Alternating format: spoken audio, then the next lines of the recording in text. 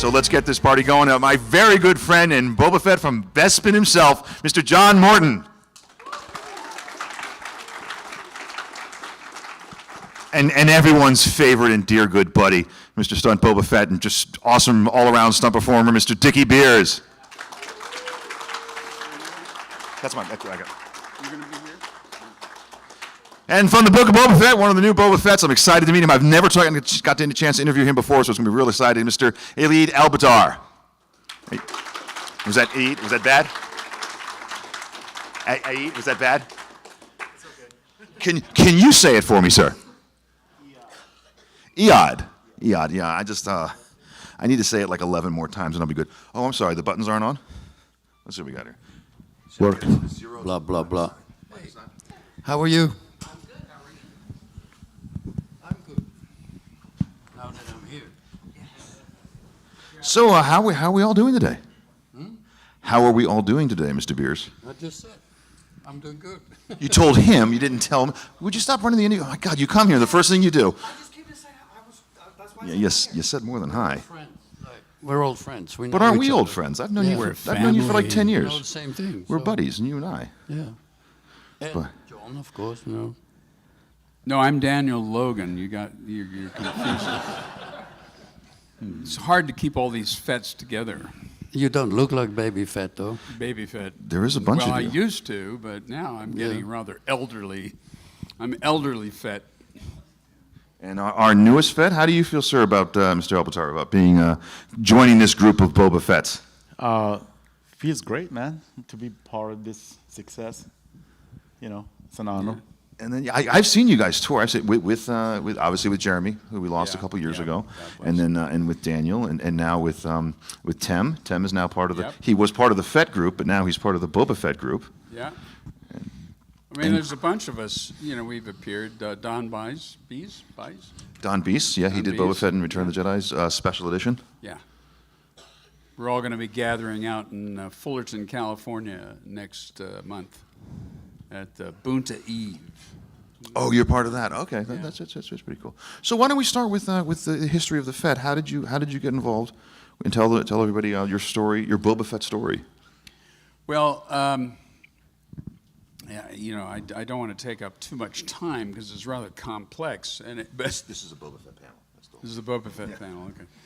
Well, I was cast as one of the rebel pilots in Empire Strikes Back, and I was on a 2-day contract on a daily rate, which was very generous, and ended up working on it for 4 weeks. And so they were paying me to stand around a lot. I'd worked with the first, second, and third assistants in about 3 or 4 films, depending on how you want to count it. So they knew I was sort of a team player. It turned out that Jeremy was called off to do another film that he was contracted to do, and they were stuck on having somebody cover for Jeremy for those 2 days.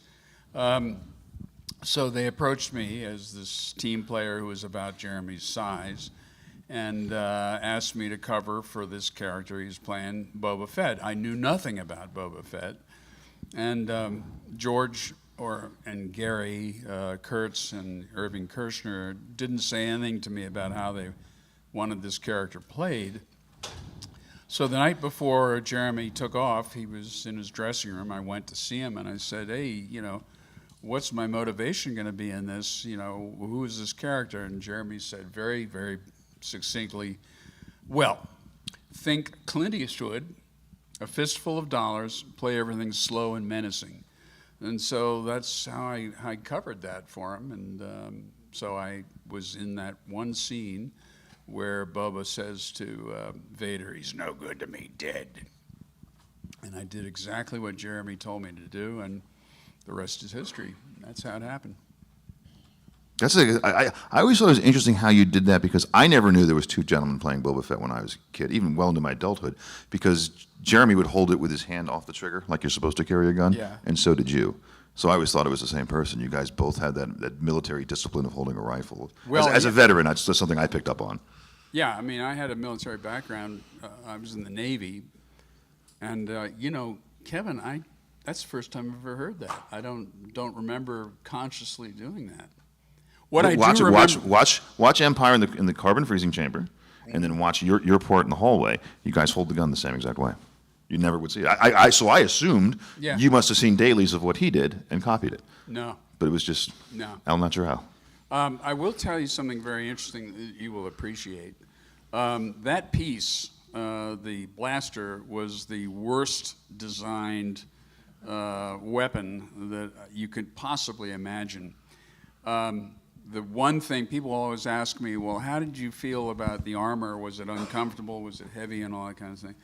And I don't have much recollection. Dickey obviously will have a lot to say about the armor because he was doing stunts with it. In my case, I just remember my bicep on my left arm was just shredded after the day because the piece was so out of balance, Kevin. The stock was just, you know, and I was holding it for take after take after take, and it would not have been a very good combat piece because it was just unbalanced. I mean, and the reason why is that the piece was an adapted World War I flare gun, and the metal was so heavy, but the actual butt was so light. So I mean, I was having to do this all the time, and that's the one thing I actually remember about the props, the costume, and all the rest of it was just the weight of, you know, the gun, you know, the blaster. The blaster. Yeah, the blaster. Yeah, or as we would say, the piece. Excellent. Okay, thank you. Got Dickey, it. what's your story of first getting into the Boba Fett armor, or anything you can remember from that? I was never meant to be Boba Fett. But when we came to America in Yuma, Arizona, and we started rehearsing the whole scene about the Sarlacc pit, and stunt guys had to fall into it and roll into the pit. We were rehearsing that. During the rehearsals, a bunch of guys got hurt. I think a total of about 5 people ended up in hospital with broken legs and arms and limbs and God knows what. And so when we started filming, we were running out of stunt people. And then the stunt coordinator, Glenn Randall, he got into the Boba Fett outfit, and he started the flying scene from the barge to the skiff. And he realized that eventually he had to do the fall onto the pit, and he didn't like the fact that he could get hurt. So he looked around, and him and I were not friends, and he looked at me and he went like, "You go and put that blue costume on," and that's how I became Boba Fett. And I did the whole scene around the skiffs. I got hit by Harrison, what's his name? Han Solo. Han Solo, and that's why I flew from the skiff to the barge, hit the side of the barge, eventually fell onto the pit and rolled into the pit. And I did not do the dialogue when he went in there, so that was somebody else. And I didn't have the problem that John had with the weapons, because what we were wearing was all breakaway and lightweight. So It has to be lightweight because yeah, of stunt work. Okay. exactly. And even when you look at the scene and you see me hitting the side of the barge, if you look good at it and you freeze frames, you will see that the jetpack actually compresses because it was made out of foam. And Okay. a lot of people don't know that, but if you watch it, you can actually see it. It compresses because, you know, we could not wear it because it would break.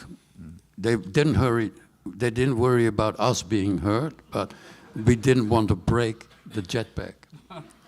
And how many times did you have to do that stunt? Did you have to do it more than once? I can't remember how many times, but as per usual, they do a number of takes, and normally they always use first one, because the first one is the best one, because You're not banged up. you know, you don't know what's going to happen, so the reactions are normally the best for the first one. Every take after, you know what's going to happen, so you know you're going to get ready for it, and it doesn't look as good as take number one. But we did it a number of times, yeah. Right. Now, there were snakes there? Snakes, and well, that was the thing about falling into the pit. Inside the pit, there's a huge airbag, and we were falling into this airbag. An airbag? An Okay. airbag, a stunt airbag. It was like a square room, a square box in the middle of the set where the airbag was. And then when you fell into the pit, you fell onto the airbag, and then they deflated the airbag, and then you walk out of the room, you go back up, and you do it again. But the thing was, it was the only cool spot around there, because it was you're in the dead desert, center. yeah. So that's where the creepy crawlies went, like snakes, rattlesnakes, and scorpions, and yeah. you name it. It was all there. So it wasn't even about falling in. It was the aftermath, because you had to really watch it, that you wouldn't step on a damn snake that could bite you, you know. Right. Now, does Julius LaFleur have a panel, Bob? He's Julius LaFleur. So he's a stunt guy. I remember I interviewed him one time, and he was talking about how you said they were going through so many of them. He ended up being like 7 or 12 different characters jumping in that. So he was repeatedly jumping in all day long with you. No, I was only in that particular No, scene. he was. I'm saying he in between you and him doing it, but he had to do it so many times because so many people were breaking their arms and breaking their Right, legs. yeah. Once you do that, you can't do it a second time, obviously. So they're off the set. Yeah. And he had to put on their costume and jump in. So almost every time you see someone falling in there that's not Boba Fett, it's Julius. Julius did it. He did the fall into the pit when he was doubling for Billy Dean. Right. That was one of them. That's where he got hurt, actually. And he also did it as a weak way, but he did a running fall into it. And I did it from the skiff straight into the hole as different characters. Did you do Weequays? That's one of my favorite aliens. I love Weequays. I don't know what it is. You ever pick a Star Wars character you just love? I love Weequays. Something about the bald. Yeah, I did a weak way as well. Oh, awesome. I never took the credit for it because it was somebody else's role, and he couldn't do the fall because nobody dared to do the fall from the skiff straight into the hole, other than myself and Alf Joint. Alf Joint was the other one who used to do it. Okay, cool. And all the other guys had to roll down the slope and then slide in or rolled in or being pulled in by those things, you know. Okay, excellent. And Julius was a really hot gymnast, wasn't he? Yeah, and Julius, he was actually forced to do the fall into it. he was what? He was forced to do that fall. He never rehearsed it. He never Forced worked it out. contractually, or they pushed him in? No, forced by people told him you got to do this, and Contractually, okay. and that's it. Yeah. All right, sir. And on the end, what's your how did your Boba Fett story begin? Well, I've been a stuntman for more than 20 years, so we get calls like, hey, are you available to double an actor? Okay. So I got this call, but it was a little weird because the call was, send me a selfie without your shirt on. And I get that all the time, yeah. And I'm like, and I thought it's a prank because we do this. Dickey knows that. Stunt people always prank each other. And I knew the coordinators from before. And I'm like, really? He's like, yeah, send it now. So, okay. So I took a shirt off, told my wife, take a picture, let's send it. She's like, what kind of movie are you doing? I was like, I don't know. We'll find out. So then they call me and say, go to fitting. So I go to fitting, and they get me in the room, and I go, and I'm looking. I'm like, where's the clothes? They only have a piece of underwear. I'm like, is this for real going on here? It was like, so I looked, and I'm like, I went outside. It's like, there's nothing to wear. There's nothing but, it's like, this is the underwear. I said, where's the other? It's like, this is it. So why are you giving me underwear? It's like, this is your wardrobe. I'm like, okay, so put it on, and then I find out that there was the first scene when he's in a tank. So they brought me in because I'm a scuba certified, and they wanted somebody who's scuba certified to be in the tank. But then when I got there, they had in mind somebody else to double him, but when I got there and they saw me immediately and say, this guy's a perfect double for the guy, so why? So they asked me for at that point, I did not know it's Boba Fett. They call him Buddy, and I was supposed to be Buddy? Buddy's stunt double. and the show was Buccaneer. So I'm like, Buccaneer? Yeah. But when I walked in, I knew it had something to do with Star Wars because it was the same studio from Mandalorian, and I worked in a Mandalorian as a trooper. So I'm like, okay, this is maybe season 3 or something. But then, the coordinator came in and he showed me some previous, like a CGI previous of him being thrown around in that room, and it's concrete and hardwood and in underwear. And he's like, what do you think? And I'm like, probably not. I'm thinking like, why would I want to be thrown around in concrete? Like, I've been doing it for 20 years. This is maybe for somebody who just started and want to prove himself. Right. I did not need that. And I'm like, yeah, probably not. I'll think about it now. So I'm leaving, and a second unit director or assistant coordinator who's like a close friend to me, and he helped me a lot in my career through the years, called me up and he said, hey, I told him you are doing it, so make me look good. I'm like, did they really call you? He was like, yes. And I thought, again, I'm like, this is not real. So I go the next day to the set, the coordinator comes in and is like, can you say you're doing it, you're in? And I'm like, let me see that thing again. And I look like, this is gonna be painful. So I did the fight when he gets pulled out of the tank, and that was like the most painful fight for me because I've never been so bruised in my life for 2 weeks, just like hitting concrete. You had a Wookiee picking you up and smashing you around. Every side of that room, concrete, hardwood, and they like hit it harder, run and hit it harder. I'm like, you're not bleeding enough. You're not bleeding enough. You know. It's so funny saying bleeding because my knees started to bleed a little bit, and I went and found like a small bandage this big, and I put it. And as soon as I walked in, he was like, oh, what is that in your knee? I'm like, you seeing this? He's like, take it off. I'm like, I'm bleeding. You're going to see the blood. He's like, no, take it off. We're seeing it. So, yeah. So you're saying that that's not acting. That's your actual blood on your knees. If you Yeah, see it I was so bruised to the point the makeup people went to the director and asked him if they can actually make fake bruises to the real actor because it's like, we can't cover his bruises. It's showing so much right now. I'm just everywhere, my shoulders, my legs. And they say, don't worry about it. And they were like matching it up, put makeup on it and stuff. And I did the fight, and then they came to me, it's like, we need you to double him for the whole show. At that point, I still don't even know what's going on. Like, okay. I'm like, up about 2 months fast forward, before I got in the suit. This is right when I was doing fight the sand monsters, all that stuff. And one of the crew people brought me a book and he's like, can you sign this for me? And I'm looking and I see a guy, I'm like, what is this? Like, you don't know who you are? I'm like, no. And he's like, dude, you like the superhero of my childhood. He's like, you need to go watch Star Wars. And I never watched Star Wars before, sorry. Oh, don't worry, they're good people. Yeah. So I went and I watched it and I told my wife, let's watch it, see what's going on. Something is up with this. And we watched it. I didn't know, because it was like really a short piece, the Boba Fett, in the previous ones. Like, it wasn't like a big... He wasn't Darth Vader, is what you're saying. Yeah. And then after that, I figured it out, and I ended up being his double for 7 months. That's fantastic. It's a great... What's... hanging out with Tim, isn't he not the funnest person in the world, Tim Morrison?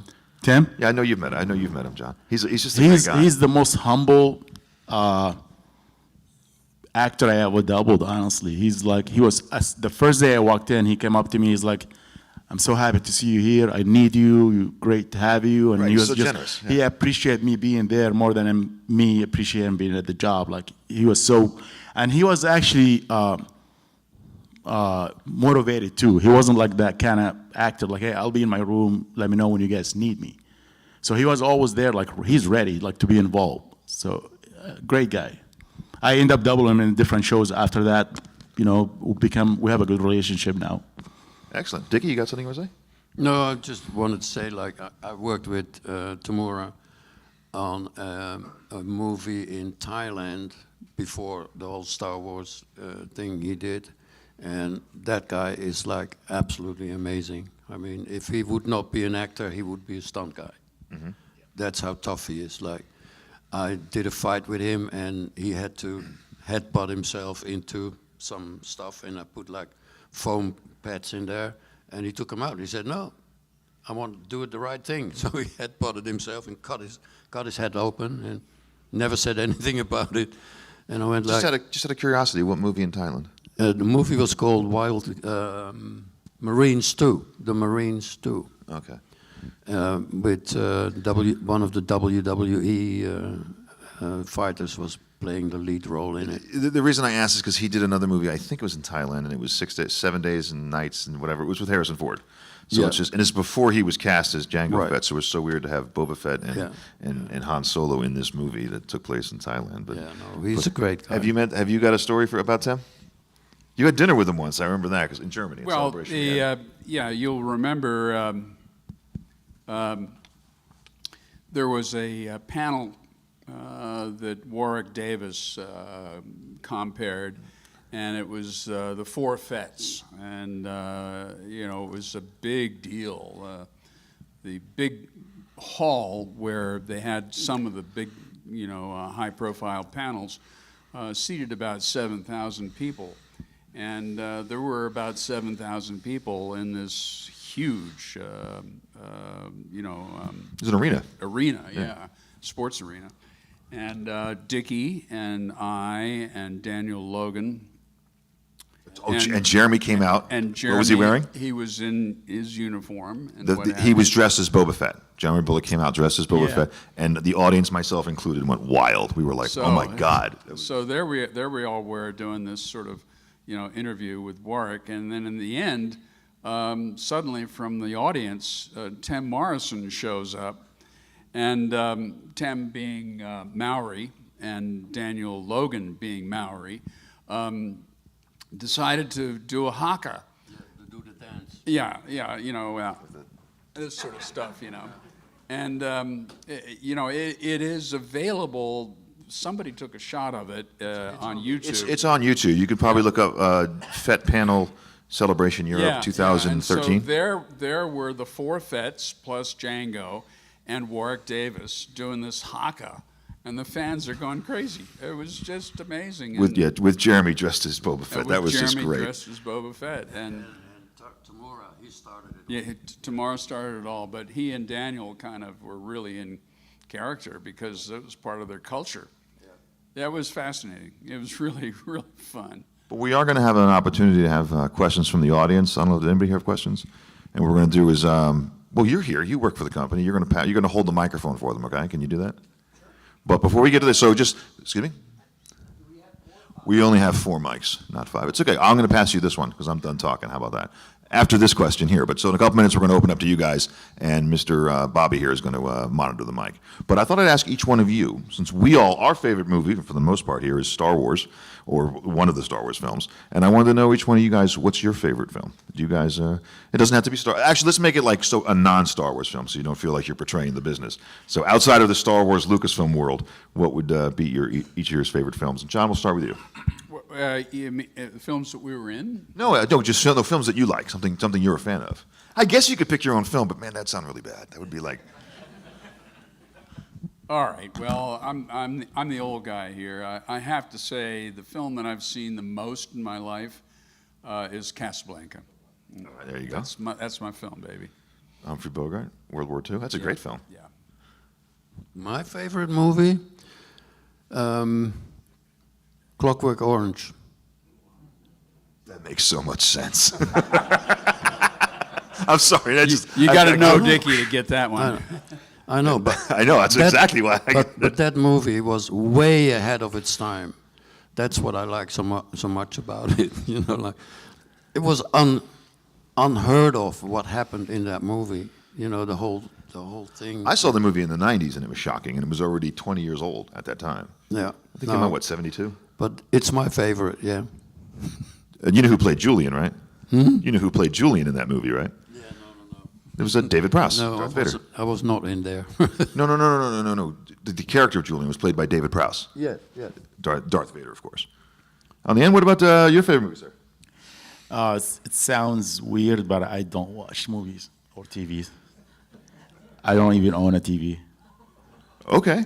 It's not surprising. You're not the first person. I asked that one time to Alan Fernandez, one of the Tusken Raiders from A New Hope, and we were in Hollywood, and I asked him what his favorite movie was. His answer was worse. He was more like, I hate movies. They're a waste of time. There's an audience full of people in Hollywood to see a convention about movies, but that's okay. I don't want to say I hate him, but To me, it's a waste of time. Okay, that's the same answer I got. Okay, that's now two people that have said that.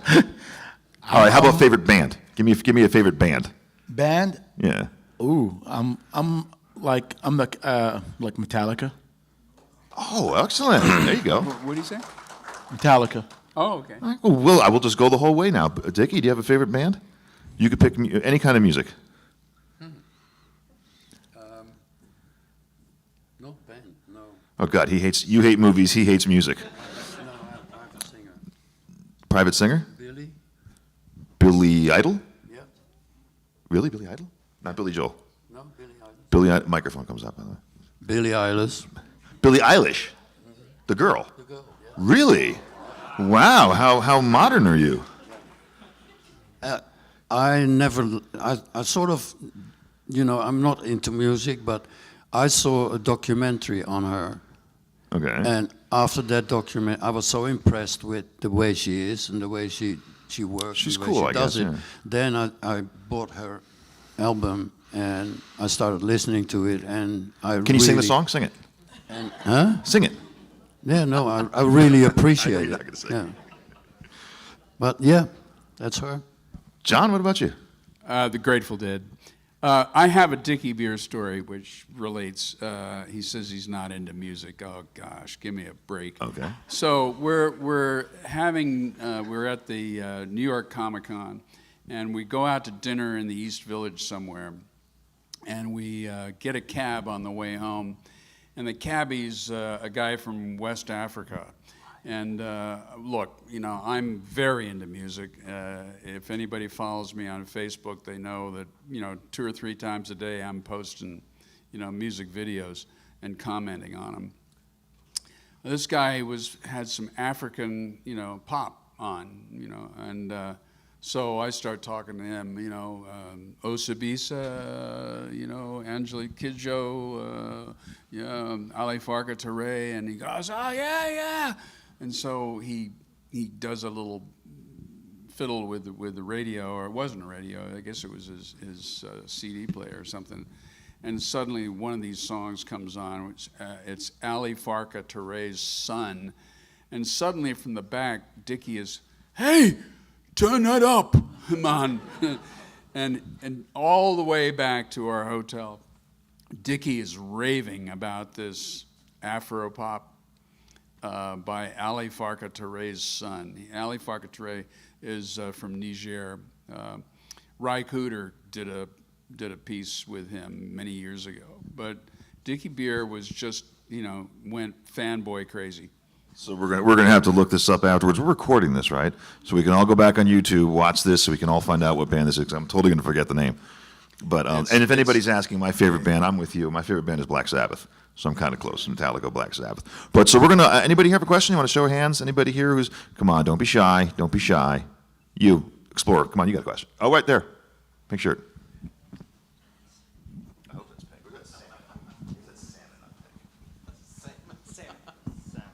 It is salmon. Simone. Is there a height requirement for Boba Fett? What? A height requirement. I'm sitting here looking at you gentlemen, Yes, and you are yes, very about- much the same about height. Anywhere between 5'8" and 5'9", I think it was, somewhere around there. How tall are you? Well, I used to be 5'10". He shrunk. Say what I am now. You shrunk, right? Oh yeah. Yeah, me too. It's 5'10" because I'm 5'10". You 5'10"? Any other questions? Yes? I'm 5'11" with heels.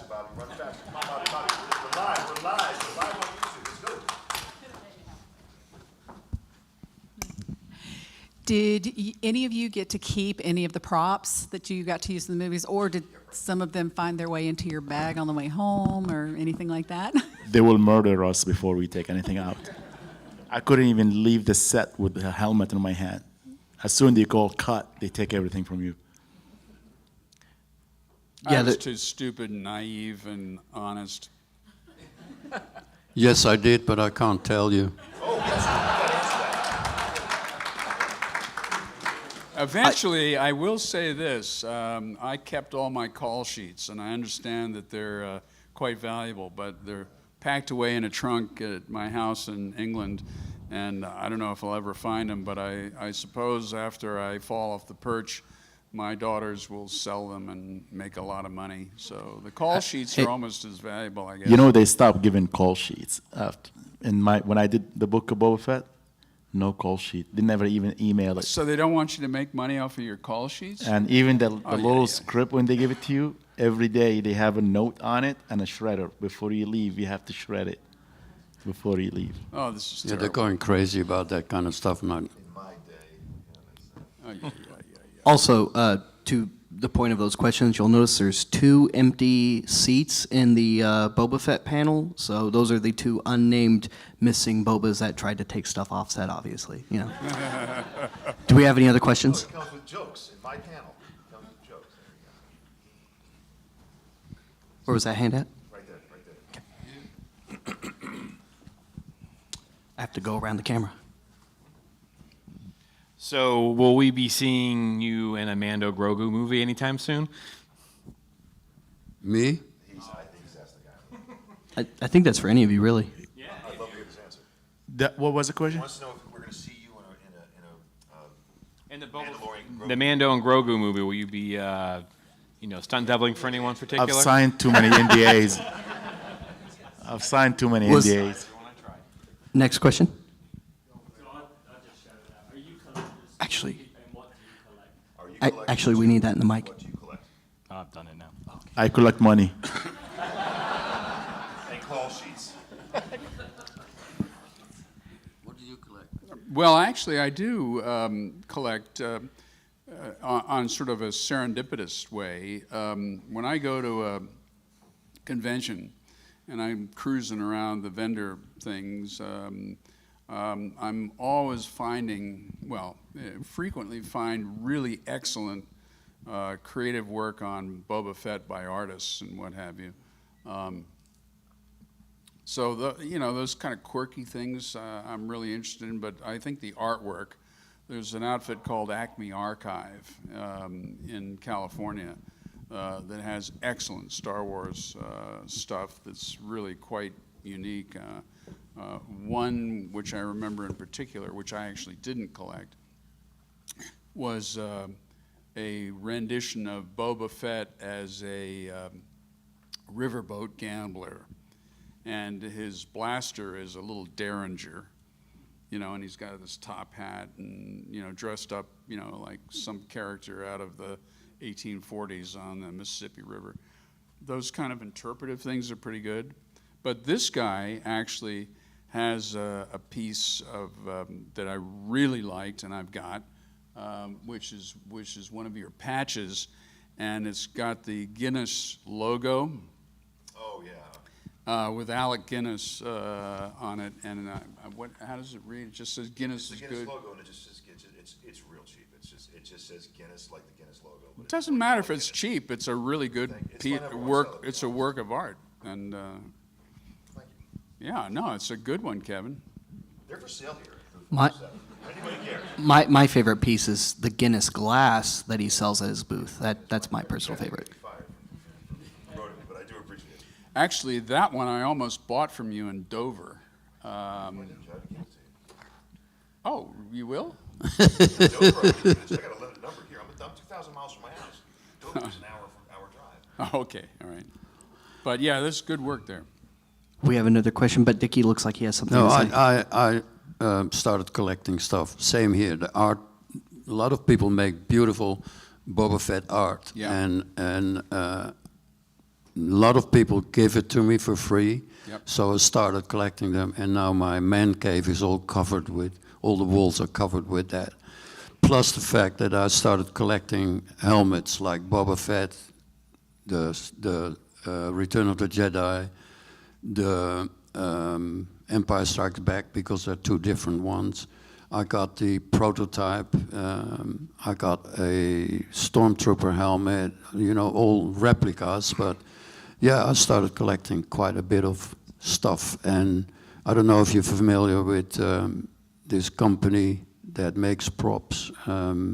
Showtime. Showtime is called.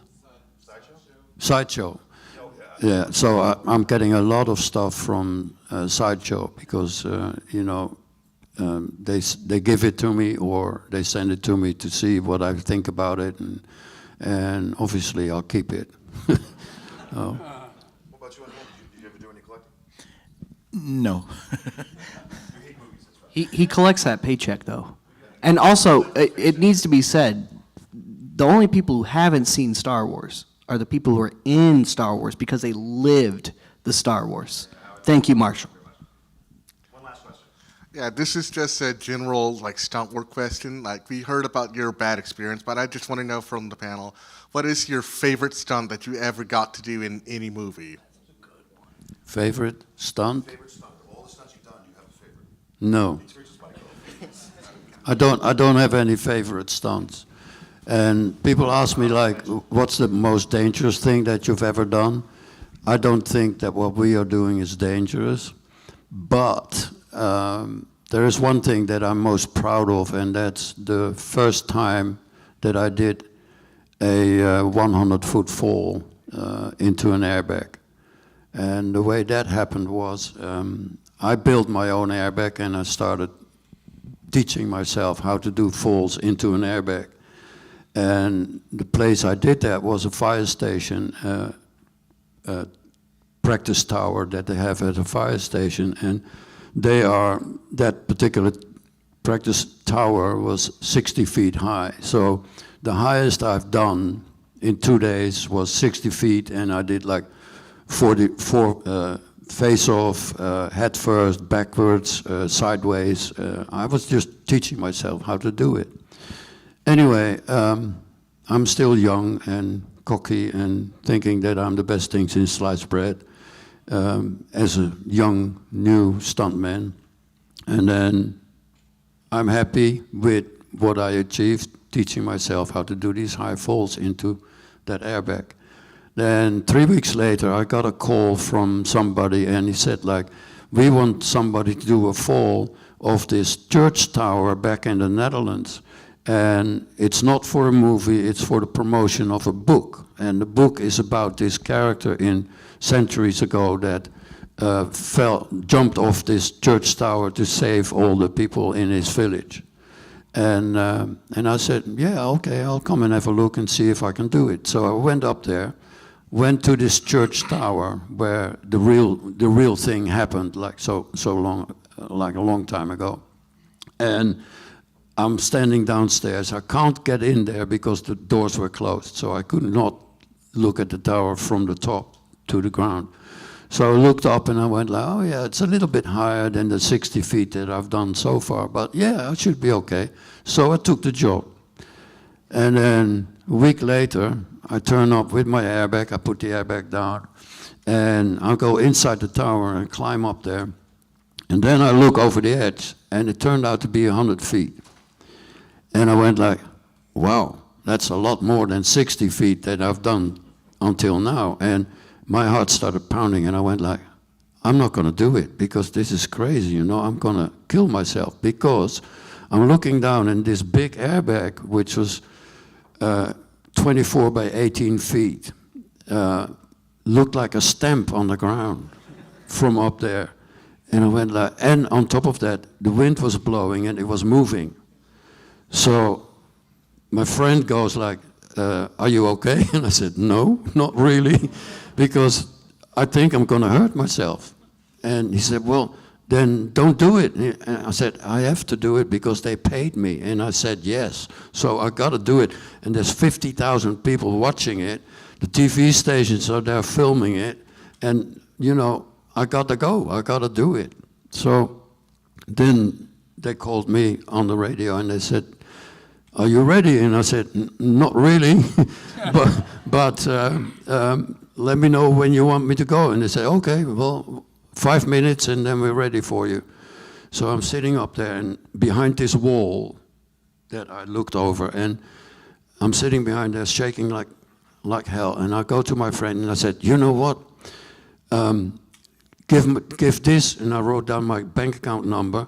Give this to my girlfriend because then she can, get the money out of the bank. The airbag, give that to some guys in England, and you take my car, and I started giving everybody stuff. And he said, what are you doing? And I said, well, I don't know what's going to happen. I may hurt myself, but worst case scenario, I kill myself. And he went like, are you crazy? And I went, no, I got to do it because I promised these people that I would do it. I got the money already, so, I can't say no. Anyway, so then they called and they said, like, are you ready? And I went like, yeah. So I climbed up on this wall, which was a feet wide, and I started pacing up and down. And suddenly I went like, I'll be fine. And my heartbeat was getting back to normal. I was not sweating like crazy anymore. And they said, are you ready? I said, yeah, call it. And then when they said, and action, I did my fall, landed in the airbag, got off it, and I was fine. But what it did teach me is like never go unprepared into a job. Like I should have been up in that tower to watch down, and if I knew that 100 feet is a lot more than 60 feet, if I would have known that then I would have gone to another place to practice going to the 100 feet and do that by steps. Start at 60 feet, go to 70, go 80, go 90, and gradually work your way up to 100. I had to jump from 60 to 100, and that was like stupid. But again, like that's why I'm still here right now, because other than that, I've never had any injuries that are, I had a twisted ankle and a torn ligament in my shoulder. That's it, over a period of 45 years of doing stunts. And I think it's mainly because of that day when I did something stupid and I took a job that I wasn't prepared for. But yeah, I was really proud that I actually did it. Tell the folks how many films you've done stunt work in. About 150. Actually more, but there's a lot of films that I don't want credit for because they were so bad. But we're almost out of time. But if you had a really quick stunt question or stunt answer. Well, to me, my favorite stunt work, because my top specialty is driving and motorcycles. And whenever something has to do with cars and or motorcycles, and that's basically my favorite day of work. Yeah, you drive too. Actually, you're a big driver too, aren't you? Well, yes, I started with driving because I used to race cars, but I'm an all-rounder. I do just about anything. The only thing I don't like to work with is children and animals. That's what they say in Hollywood. Don't work with because children. Because animals have a brain. They sometimes do what they want to do. Right. And so those are the two things that I stay away from. Other than that, I fly. I do helicopters. I do airplanes. I do boats. I drive tanks. That's another one that a lot of people don't do, which I think is actually funny. It's like it's a thrill to drive a tank. I've driven a tank before. Oh, not a tank, because a tank technically is a certain kind of way. But I've driven tracked vehicles in the army. Yeah, no, I love those. But I haven't officially driven a tank, because a tank has a big cannon in the front. Yeah. But I want to thank you three Fets for coming. This was a great panel. This was my first panel here in Dallas, so thanks for my inaugural opening in Star Wars paneling here. But you guys are going to be here for the remainder of the weekend, so make sure to go down to the Autograph Hall to meet these guys. And again, I want to thank you very much, and thank you guys for attending. All right. Thank you.